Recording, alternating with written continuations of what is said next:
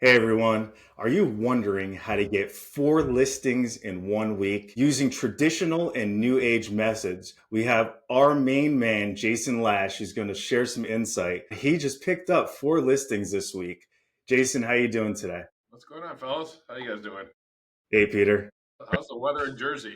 God. It's cold. How's the weather over there in Michigan? It's Michigan. It's February It's, in Michigan. it's Grand Rapids. So Jason, I hear that you actually picked up four listings this week. How'd you do it, my man? The fourth one will be hitting the market today. So it's a combination of stuff here. So the way my business, I kind of go in and out of heavy production depending on all sorts of personal indicators there. So when I jump back into production, the first thing I always do is if I need a deal, I just get on the phone. And there's so much money just being on the phone there. So my leads this week, so I had four listings this week. The four listings, I'll give you the sources for all four because actually all four, now I'm thinking about all different ones. One was a radio one. They called me from the radio, which is not old school, pick up the phone. The other one was a Google pay per click, which just massive follow up. That they were actually, it was 220 days. That's how many days of follow up on that one. A Google pay per click. Wow. Then I did one expired and one FISBO, and expireds and FISBOs are always my go to. That's what I'm looking for a deal. That's what I'm really focusing on is the expired and FISBO market. There's a lot of FISBOs right now. Or you get I everybody's know you're a trying to get firm expired. believer of just hitting the phone, right? I Yeah, mean, yeah, but you're a it's firm all about believer. talking. Always go back to traditional methods. Why don't you tell us a little bit of like how you started and your success with hitting the phones with those FISBOs and expires? So I'll start back. I got my real estate license in November of 2008, so I'll call 2009 my first year. I had no money. I was in massive debt. Came from the mortgage side of the industry and got kicked out in 2008, 2009. If you guys remember those years, that was fun. Literally became a realtor because no one would hire me. Uh, so that's how I became a real estate agent. Honestly, if I could have gotten an offer making 40 or 50 grand back then, I would have taken it. So yeah, that's how I became a realtor. Now going back to my mortgage days, lenders we network with realtors, and I used to almost every conversation was the same. Was a real estate agent complaining about not having any business or nothing to do. And in my back of my head, I always say, "Why don't you just get on the phone? Why don't you just talk to people?" And so when I became a realtor, that's what I did. I just talked to people. Now back then, Zillow was really in the early stages, wasn't dominating. So all the for sale by owners were on Craigslist at that time. I didn't have any technology, so I would just go down Craigslist. I would just start calling from top to bottom. No CRM, no nothing. It was just that's all I did. I got in the morning. I had a phone with a cord, and I just did this all day long. Expires, I'd go to whitepages.com. Back then, you could do unlimited searches, do a reverse search on address, and whatever expired was there, I just would go through all the expireds and try to get the phone numbers, write the phone numbers down by hand, and just keep pounding the same people over and over and over again. We did have a huge volume of expireds back in 2009. So within the first 2 months of the business, I had 20 active listings, but it was just not spending a nickel. Again, a little bit different time there where there was a massive amount of expires to call from, but it was just dialing and zero technology. Wow. And what would you say, like, what's holding people back these days from making those calls? Do you feel like they're just trained to be lazy, or what is it exactly? You said that, not me. I, it's a lot of it is discipline and habits. I mean, we all want to be millionaires, so it's not a want. It's our business is a reflection of our lifestyle and our habits. So if you're going to call expireds, you got to be comfortable making that first dial at 8 o'clock in the morning, and you just got to be dialing. So not everybody's comfortable doing that, and that mindset that I don't want to do that is preventing them from success. You also got to be comfortable to be able to go talk to people face to face and go fight for your income and go fight for your deal. Seriously, you just got to make more connections. That's what it is. You just got to make more connections. And you didn't even give an excuse. You got down and dirty. You figured out other ways to get the data that you needed. It wasn't fancy like a RedX or any type of Not even system phone like calls. that. And not even the CRM system. You just got down and dirty and just made phone calls, took it right back to like the grid of it. And that's amazing. And you got how many listings you said? So I would get in the office. I'd be in the office about 7 o'clock in the morning, and I would call before 8 o'clock, but that's illegal. So I called at 8 o'clock on the dot. I'd stare at my clock on my camera until it became 8 o'clock, and I would call I would call until 5 o'clock at night. I sometimes even double book my calendar and then decide which was more hotter to go on those appointments. And I'd go home at 5 o'clock, have dinner with the family or whatever. Then I'd actually go back to the office and call till 9. That's how I started, and I had no problem calling the same people over and over again. And I would fill my calendar. But I just wanted to get in front of as many potential sellers as I possibly could. That was my goal. Is just get me in front of all these people, and then let me figure it out from there. And I put together a presentation where I got my system down after that. But yeah, after 2 months of the business, I had 20 listings, and it was hard. But it wasn't easy. It takes massive, massive discipline. I mean, I was a massive dad. I had a wife at home and a newborn and mortgage payments. I mean, I had a pretty big why. And so we were, I mean, not to make this too personal, we were looking at bankruptcy. That was a real conversations we had. About And two I months into the business, I had two back-to-back pendings. Those are my first two pendings. They both happened on the same day. Those are my first two pendings. So I just wanted as many signs out there as I possibly could. And about 60 days later, I had back-to-back pendings, and that saved us from bankruptcy. Yeah, I mean, and you said it, I think a lot of times people are not committed enough because they don't have that massive why, or, maybe their back is not against the wall and they just have that cushion of maybe a side income or a side job. But you decided to go all in no matter what. And I'm sure you could have just found another job. It's doing anything else. I mean, you're a smart guy. You could have probably gotten any job that you wanted to, maybe in the financial industry or whatever it is. But you decided to go back and do sales, even though there is a risk because it's only commission. But you decided, like you said, you were disciplined, making the calls every single day, no matter what time it was, and was just, you probably outworked everybody in the field, where a lot of people actually were leaving during that time, right? Or Yeah, no, quitting. Peter, I appreciate the comments. I could get a job. I became a realtor because no one else would hire me, and I just said, I have to figure out how to make money. I didn't get my real estate license, and all of a sudden my phone started ringing, and people saying, "Come sell my home." It doesn't really work that way. So this was it. It was either this or lose everything. So I was staring down. I had a pretty big freaking Y at home, when I have no income. So I got offers telemarketing, and nothing against telemarketing, but that's why I figured. So if I'm going to telemarket, I might as well just go sell my own product. And again, nothing against if any telemarketers doing this, watching this, it's a fine field. But yeah, so that's how it happened, and I had no choice. I had no money. I was up. My credit cards were maxed. What else was I going to do? Is either call hunt or starve. But yeah, I probably did outwork most agents. I wonder in that class when our orientation, how many of them are still around?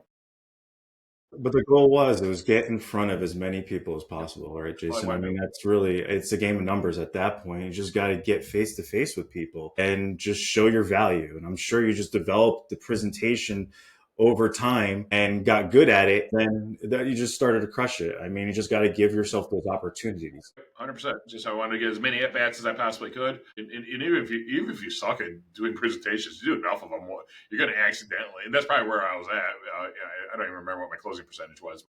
I probably was at that stage, probably only closing 1 out of 5 appointments, probably about 20%. So, um, yeah, it's just get as many at bats because it's hard to get hits if you don't get to the plate. And how are you dealing with rejection? I'm sure, like, you were making that many calls you weren't getting. I'm sure you were probably getting cursed out at and people telling you no and all that stuff. How are you dealing with that mentally, and how are you able to move forward from that? It's funny. Last year, I hired a new agent, her name's Paige, and she's absolutely crushed it her first year. She's probably going to be somewhere between 45 to 50 units her first year in real estate. She's crushing on our team. And I remember when I was interviewing her, I was trying to set the expectation. There's a lot of phone time here. And she goes, "That's okay. I like rejection." She calls it rejection therapy. When you said that, it just triggered that conversation that she literally said, "I call it therapy." It's like if I feel too good about myself, I call people, and she calls it rejection therapy. Anyway, but to answer your question about me, I just it was all about contacts. I got it down to where I know I needed to have 40 conversations with expired listings to get a listing appointment. So I just was looking at that 40. Just how quickly can I get to that 40? And it's not always 40. It might be 80. I get two, but it is 40 dials and those 12 FISBO dials. I got it down to that much. 12 FISBO dials to get a listing appointment and 40 expired conversations, not dials, is what I had to have. And so I was just like, okay, that's a conversation, and I was just keeping track on a piece of paper and trying to hit that number. I've been cursed at. I've been called all sorts of things, and that's fine. That's just me. I don't take that stuff personal. Yeah, no, no, absolutely. It's the mindset. You got to keep moving forward. And It usually makes me laugh, actually. But you broke it down to numbers so you can make it easy on yourself. It's like, listen, I'm not making phone calls. I got to get to 12 of these so I can make sure that I have an appointment to get in front of somebody. So I have the opportunity to get a listing 1 out of 5 times. So I got to keep doing that so I can just increase those numbers and just be able to succeed and have that actual powerful why is what that rings just, over and over again. You got to have that so you actually push yourself forward because it's going to suck, and especially in the beginning when you don't know what you're doing, but you got to just embrace it and just go for it because it's one of the only industries that I know of that you can actually control how successful you're going to be by the amount of people that you talk to. And imagine that you just got to increase the volume of people that you're in front of. And that's really what it comes down to. I mean, either the traditional way of, making phone calls. Jason, you also said it was a TV ad that got Right. you There the was a, first one? a combination TV Radio? radio. I got a listing appointment on that, which are nice because those will usually come list me. So that was one of our listings. And the other one was just a Google pay per click. Came in as a buyer lead that came in, got trapped into my fellow automation, and then that's on the other side. That's when you start getting some technical into technology. But I like those leads too. But that turned into a listing too. I want to go back to that agent that did 40 to 50 deals her first year. I mean, that's amazing, right? Like the average agent does 4 to 5 deals a year starting out, and as a matter of fact, 70% of the agents last year didn't do anything at all, did zero. So, can you tell us what did that agent do to get 40 to 50 deals?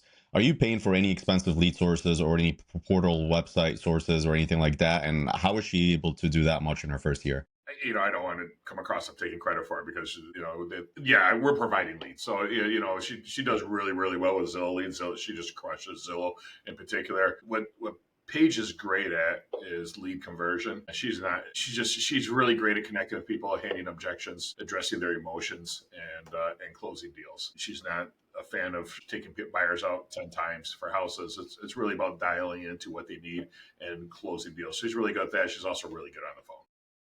Like, can you break down her schedule? Like, what does she do on a daily basis? What kind of metrics have you tracked that helped her get that deal? I mean, obviously, this is huge, right? Like, there are experienced agents that have been around for so long that don't do anything close to that. Like, for the listeners, what does her schedule look like other than her being really good with people, converting them really well, and handling objections?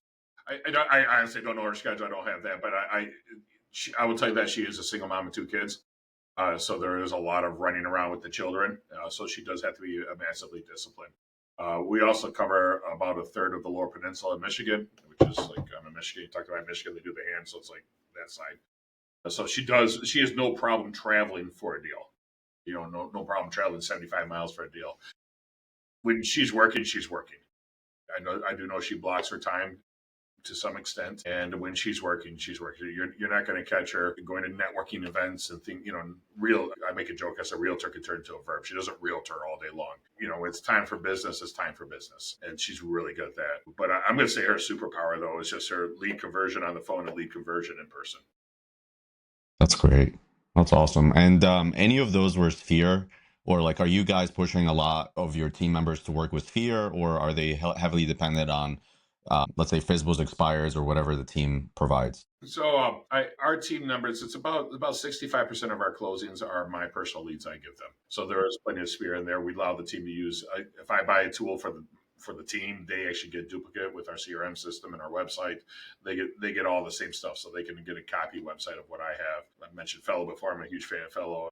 Sharif, I know you do Fellow. Peter, are you a Fellow Yep. guy? Yeah. Yes. So they get all that. They use that same stuff for social media marketing for their own lead generation too, and they do open houses. And yeah, I encourage them to grow their own business. Awesome. Like, if you were to give an advice for a new agent right now, on a team or without on a team, like, what would you say if they want to go from, let's say, 0 transactions to, I don't know, let's say 3 transactions a month? Like, what do they have to do? If you join a team, you got to be on the phone. So the first thing I'm going to say is you put together a schedule that you can commit to, and in that schedule, make sure you're on the phone. I call it my fours. I think you guys have probably heard me before. If you're on the phone 4 hours a day and doing 4 open houses a week, you're going to be fine. I mean, you're going to blow right past 3, but you got to keep doing that. And even if you have 2, 3, 4 bad days, I mean, I've gone multiple days with 0 appointments, but just feel that it works. It really, really does work. So if you're on the phone for 4 hours a day and you're doing 4 open houses a week, your business is going to take off, no matter if you're on a team or if you're a solo agent. That really is the formula. I mean, Yeah. but who are you calling for 3 hours a day, Jason? So And if how are you getting for open houses in the beginning? Like, how you finding all? So if you're on a team, you go for a team for the open houses. I have no problem with agents on my team. If there's a house in their neighborhood that goes for sale and they want to do an open house for it, even if it's a different brokerage, showed up, but I still get the social media and did all put the signs out there and whatnot. So do the 4 open houses. If you or your team doesn't have the listings, connect with some other brokerages in neighborhoods you want to do the open houses. The FSBO data is out there. If you don't want to pay for the services, I mean, My Plus Leads, I think I'm paying $58 a month. Don't quote me on that, but it's about $60 a month. The data is real cheap. And some people don't have the $60 a month, then go to Zillow. Every single FSBO is on Zillow. Just go down there. You can actually do a search they give you the phone numbers. Call. I still like expired listings. You can't do reverse searches on whitepages.com, so you will have to need some sort of My Plus Leads or something like that to get their phone numbers, unless your title company is able to provide them for them. But call them. Just call them. From there, if you have past clients, I like past clients. If not, there's nothing wrong with circle prospecting, old school circle prospecting. When we were locked down during the COVID, we all have our COVID stories, and I just felt like I needed to do something because I was starting, just kind of staring at the TV and social media, waiting for it to get me. So I just started circle prospecting for fun, and I actually listed homes during COVID through Zoom appointments and through circle prospecting. And I was just simply doing it just because I needed to do something. And circle prospecting is great. There's unlimited amount of people to call. I don't care where you're at, you got to call. Circle prospecting and expireds are going to cost money. That will cost a little bit of money. Yeah, I mean, it sounds like at the end of the day, like you gotta assess where your schedule's at, right? Like, and I ran into the same scenario. It was about a week or a week and a half ago because I went on vacation or beginning of January, and obviously there were no calls during that week. So I come back, I had appointments the week after, but nothing on the schedule afterwards. So I started freaking out. I'm like, oh shit, I gotta do something.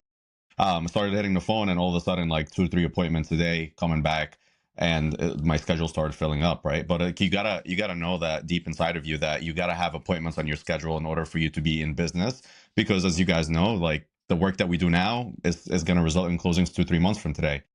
So, we gotta always look at what our calendar is gonna look like a couple of months from today, and if we don't have anything appointments wise for this week or the following week, we got to make sure that we're always putting in. And the same thing goes for everybody on the team or the agents. Seriously, it's funny you say that because I was checking at this morning, see how many appointments I have for the next week and the following week. I think I'm booked out until the next weekend. But it gets scary when you don't have that. And I found myself doing the same thing. And you pound the phones. You just go back even harder, pound the phone. And it doesn't matter what happens. The majority of these people you'll never talk to again. You got to get it out of your own head and just accept that it's going to be rejection. I love that whole rejection therapy thing. No, that is genius, genius. If you ever feel too good about yourself, or if you're going to say you're in the whole cycle of what is it, The Peter? pride. There The you pride. go. You should probably get on the phones and knock yourself right back down off that pride cycle. She I said like that in that. the interview. She said that in the interview. It's like, you are hired. We can end the interview right now. Rejection therapy, you're hired. I might hashtag that and put it on a t-shirt, but yeah. I I've love never that. heard that before. Never, never. I'm going to use that. I mean, that is the name of this podcast. We're going to call it rejection therapy. That is a great name for a podcast. That's great. But the whole thing is like you're doing all types of marketing, right, Yeah. Jason? I mean, you're definitely well known also for pay per click, and but what you're doing, you're just getting names and contact information. Because what's a lead? A lead is just contact information with intent, right? And you're pumping that into your database, but then pound them with calls. Always go back to the traditional way of actually conversating with people, building that connection. Without that, you don't transact. So, what is it about the different lead sources that you're doing that not only just going to the nitty gritty, grinding it, figuring out contacts? How else are you getting people into your Before database? we go there, there's one other lead source that I still pull it out once in a while, especially in Michigan. If we get these random days where it's like 70 degrees in February, the last thing I want to do is be sitting behind a desk. I want another lead source that costs $0 is door knocking, and it Mm. works. And we'll do that. I'll do that for fun. I mean, just like I got to when I start getting cabin fever, like I got to get outside. I have no problem pulling out 50 flyers, picking a subdivision. It's just seeing who wants to sell, and I have listed homes from door knocking. That does work. So I'm going to give my door knocking script and my circle prospecting script is the same. I'm going to give that right now, and this works. So we're going to knock on the door. For door knocking in particular, I always have a list of homes that sold. That's it doesn't have to be my list. I just like here's the homes that sold in the neighborhood. My website on there to find your home value, and I always do it with the lender. I have the lender take one side, and I do the other side of the street. That's how we do it. So we duplicate it. And I'd say, I'm sure you guys aren't looking to sell, but do you know of anybody in the neighborhood that's thinking of selling? I wasn't asking them if they're thinking of selling. And they would always answer, no, I don't know of anybody. And then I'd come back with them. So how long have you lived here? And they'll whatever that it says, whatever the number they say, 5 years, 10 years, 3 years, you always say, I bet the neighborhood changed a lot, hasn't it? Ha ha ha ha. You got to laugh. That completely disarms them. And then ask them a second time, are you sure you don't know of anybody that's thinking of moving? And it's that second time you've tricked their brain and they will actually think at that point. That's when they'll say, so and so's getting divorced across the street or something like that. And that's the exact same script I use for circle prospecting. You always disarm them. I know you're not looking to move, but do you know of anybody that's looking to move? And then ask them how long have they been there, laugh, and tell them that the neighborhood's changed. And then ask them a second time, do they know of anybody? If they are thinking of selling, they will say, no, we are thinking of selling. They'll time you out. So that's the circle prospecting. That's Anyway, great. I'll share my screen. Can I share my screen? I think Yeah, so. definitely. Can you do that? Yeah. If I can do that here. Oh, there we go. So yeah, I love. I've really dove into the second half of last year was TV advertising. So all my TV advertising is retargeting. It says January retargeting, but I haven't started a new campaign. So this campaign started January 11th. It is still running right now. And just to look at a few numbers here now, because this is retargeting. Let's go back. Let's talk about the theory of retargeting. What that is people come to my website. They we put a pixel on their computer. Now, what does a pixel mean? It's like a little code, a little cookie we put in the computer. So it's no different than when you go to Amazon. You go to checkout and you don't buy that product, and you turn on Facebook and Amazon's advertising the same product that you were just looking at. That's your pixeled and retargeted.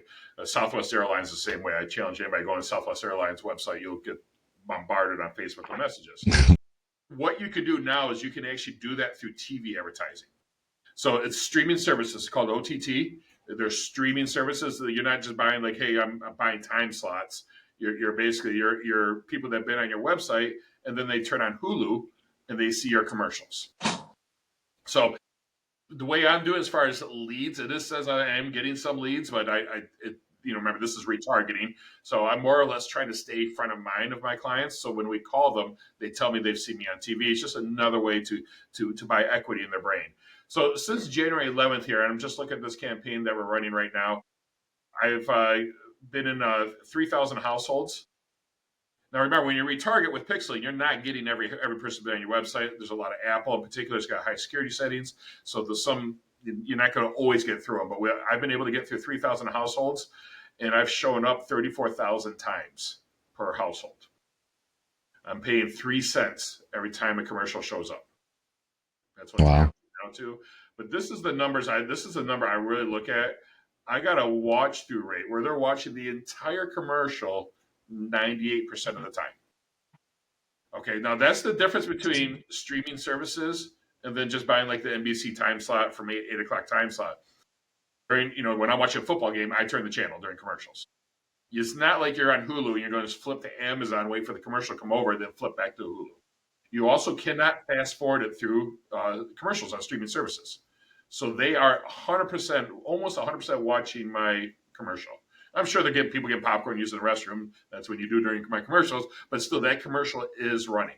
just going a little deeper here, so I could dive into which ads are working the best. I actually, my Shark Tank ad is, I'm surprised that's the one that's really crushing it. So you got to do 15-second or 30-second videos. You can't be 29.8. It has to be 30-second or 15-second. The reason being is because these are 30-second blocks. And I like to dive into these a little more. My 15-second commercials seem to do real well, but for whatever reason, my Shark Tanks is getting the most amount of page views. That's a commercial I filmed with Barbara Cochran. The other thing I do, I got none of them running right now. I actually just shot some new commercials. When I take a new listing, I like to stand in front of the house with my tripod and then my phone and shoot a TV commercial for the new listing.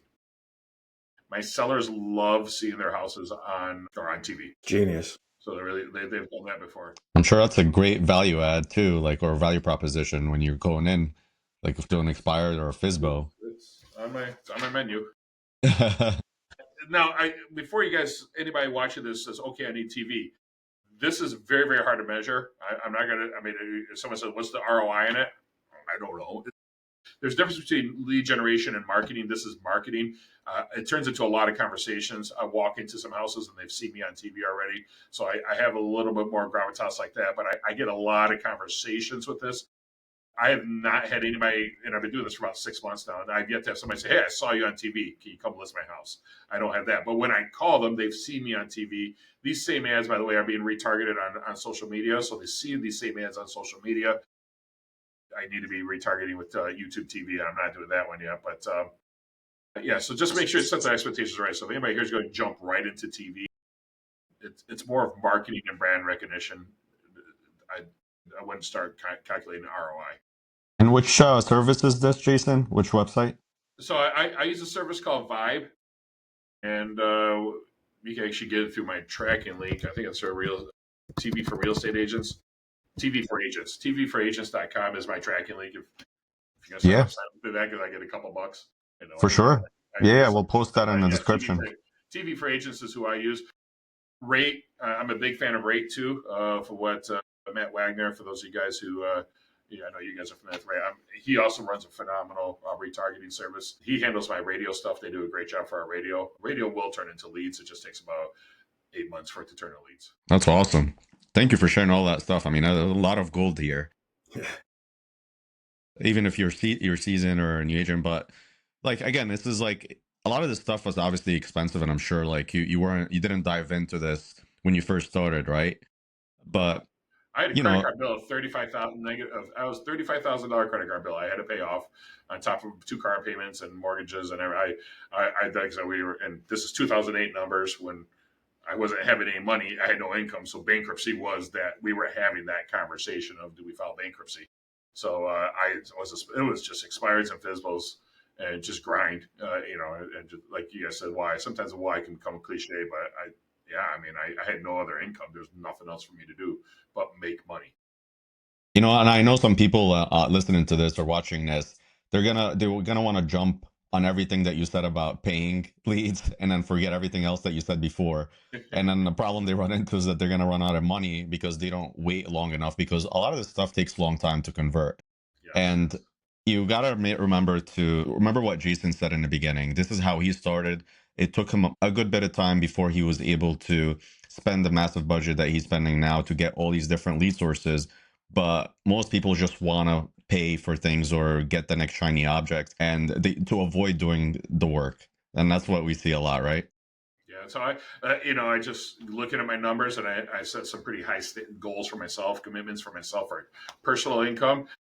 It was in December, and I got back from vacation too, and I looked at that, and I says, "Oh boy, I'm going to start off the year really far behind in my personal commitment." So I read the 12-week year, which is a great book. If you guys haven't read that, and I dove into my first 12 weeks. So this is what my income needs to be for these 12 weeks. So for me to do that, I have to get back to square one. We're still growing. We're still lead generation. Didn't change anything for my budget. We got the same thing going there. I just said, all right, let me find a couple hours on the day to get on the phone and start doing some listing appointments. And that's what we did.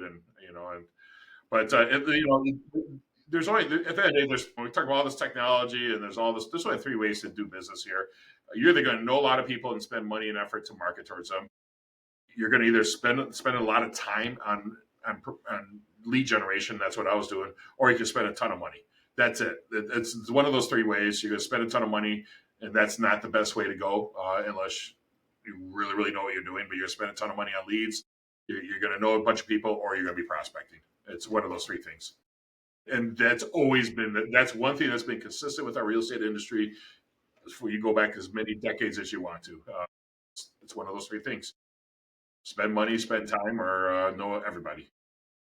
That's great. I like that. And by the way, if you know everybody, you have to spend time and money to market them. You still got to do that anyway. Know everybody, spend time prospecting, or you spend a lot of money. That's it. You're doing a combination of all that at a certain point as you elevate your game anyway. Yeah, we make this more complicated than what it has to be. That's it. That's I don't care. So look at the top agents or the bottom agents. That's delve into those three things. You double down on all of them. That's pretty much it. There you go. Yep. Got it. So awesome. So Jason, yeah, we're about to end the podcast here, obviously. And how can people find out more about you? How can they reach out to you? Or if they have any referrals, how can they reach you for that? I love it. So I appreciate that. I'm all over you guys. I'm all very loud on social media, Facebook in particular. We have our own real estate lead hack page. If you're a real estate agent, there's always stuff on there. I know you guys got a great one too there. Jersey, specialize in the Jersey area. So you can just go on Facebook and look for real estate lead hacks and masterminding, or just find me on Facebook. You can Google me. We cover, like I said, for listings, I will cover a majority of the state of Michigan. But for buyers, we cover about a third of the peninsula. We have buyer's agent covering a third of the peninsula. So I appreciate you thinking of me whenever you think of Michigan. Awesome. Go Blue. Thank you, Jason. Thank you so much. Thanks a lot, Jason. It was a lot of gold nuggets here. I hope everybody took some notes and applies it right away. And if you guys, again, have any referrals in Michigan, feel free to reach out to Jason. And yeah, man, we'll hopefully have you on at some point later on in the podcast. Thanks a lot for coming in. Awesome. Thanks, Jason. And if you guys are liking this content, please feel free to like and subscribe below. And just leave a comment below of what you thought about what Jason said and all those little nuggets he left behind. All right, guys. Appreciate it. Thanks, guys. Take care.